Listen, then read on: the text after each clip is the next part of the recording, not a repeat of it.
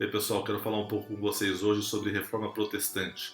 31 de outubro de 1517, um monge alemão chamado Martinho Lutero fixou na porta de uma catedral 95 teses que deram origem a essa reforma que segregou a Igreja Católica, surgindo então, nascendo a Igreja Protestante, ou chamada de Igreja dos Crentes. E o que levou Lutero a fazer isso? Eu vou falar resumidamente. A crença católica da infalibilidade papal, de que o Papa é um cara que está acima do bem e do mal, que ele não peca, que ele não falha, que ele não erra.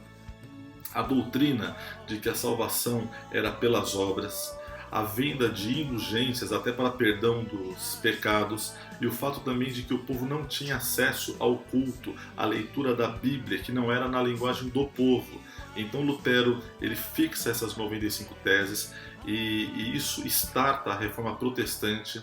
Na sequência, o que ele faz? Ele começa a traduzir a Bíblia para a linguagem do povo. Ele compõe hinos congregacionais para que o povo também pudesse cantar nos seus cultos, participar do momento de adoração. Então fez com que a adoração fosse comunitária. Inclusive essa música ao fundo é um hino chamado Castelo Forte, que é um hino do próprio Lutero. E Lutero também ele defendeu o princípio bíblico do sacerdócio universal de todos os crentes. O que isso significa? Que todo cristão é também um sacerdote de Deus, derrubando essa divisão entre clero e povão, entre os sacerdotes e a galera que não tinha acesso à Bíblia, que não tinha acesso a participar ativamente do culto e da adoração comunitária. O resumo dessa reforma, a gente fala das três solas: sola fide, sola gratia, sola scriptura. O que isso quer dizer? A defesa de Lutero de que a salvação é só pela graça, é só pela fé, e que a Bíblia é a nossa única regra de fé e prática. Salvação só pela fé. Essa fé é a confiança de que nós temos na obra de Cristo na cruz do Calvário por nós. Essa fé é a certeza de que não há na gente mérito que nos possibilite a salvação própria. Essa fé é a confiança de que aquilo que Jesus fez na cruz do Calvário é suficiente para nos dar a salvação eterna. Mas essa fé também ela não vem desacompanhada. O próprio Lutero dizia que essa fé traz consigo a implicação moral, ética, a transformação de vida, a transformação do seu dia a dia. E nesse contexto em que se ensinava que a salvação era pelas obras, que você tinha que praticar as coisas para ser salvo, ele ensina também sola gratia, de que a salvação é somente pela graça.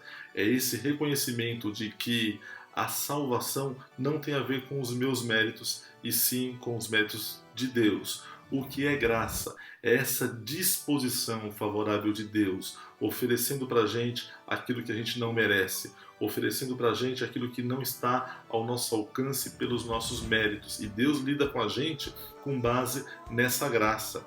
Então não tem nada que a gente possa fazer que compre a salvação.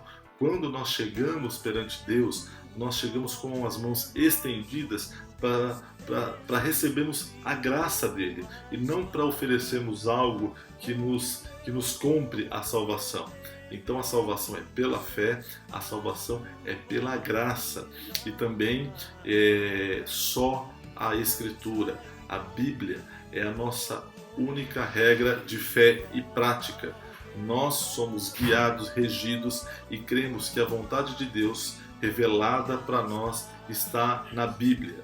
E quando ele traduz a Bíblia para a linguagem do povo, ele possibilita o livre exame das Escrituras. O pessoal que não tinha acesso, que não podia ler, que não podia aprender da Bíblia, então agora tem esse acesso. Então, com isso, ele também derruba esse monopólio da religião e dá acesso ao povo à leitura da Bíblia, ao livre exame das Escrituras. Veja bem, ele possibilitou e ele ensinou o livre exame, não a livre interpretação. Cada um pensa o que é da Bíblia, aceita como quer, ensina como quer. Não, a Bíblia ela tem um princípio, a Bíblia ela tem a sua verdade, então nós temos acesso ao livre exame e não à livre interpretação.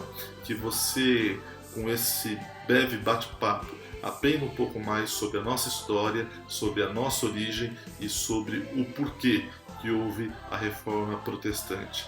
Não aceite nada que diga o contrário disso, de que a salvação é pela fé, que a salvação é pela graça e de que a Bíblia é a nossa única regra de fé e prática. Que Deus te abençoe e que a gente possa celebrar essa data com a certeza da vontade de Deus para nós e a gente possa ser igreja verdadeiramente de acordo com a vontade de Deus. Se você tem algum comentário, quer fazer alguma pergunta, você pode mandar um e-mail para contato@imelrr.com.br ou acessar o nosso site www.imelrr.com.br. Deus te abençoe, até mais.